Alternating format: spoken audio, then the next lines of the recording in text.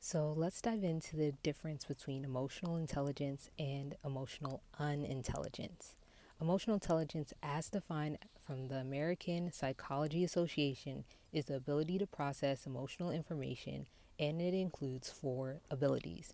One, to perceive and appraise emotions accurately. Two, to access and evoke emotions when they facilitate cognition. Three, to comprehend emotional language and make use of the emotional information. Four, to regulate one's own and others' emotion to promote growth and well being. This fourth one, I don't fully agree with it because I don't believe that we are supposed to regulate another's emotions solely. We can co regulate with another.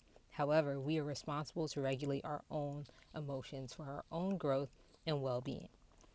So, this is my definition based off of my own inner shadow work, client research, and neuroscience learning. So, emotional unintelligence. This refers to the disrupted or underdeveloped capacity for emotional awareness and self regulation. It involves three aspects: one, difficulty identifying emotions; two, diminished ability to process bodily sensations associated with emotions; and three, patterns of behavioral or cognitive avoidance that leads to self betrayal and maladaptive coping strategies. The reason why this definition is so somatics coded is because our body is what initially our emotions flow through, not our minds like we were taught. The only thing is, when we intellectualize our emotions and we're only thinking about them from a mental capacity, we lose connection with our body and how we actually interact with our emotions.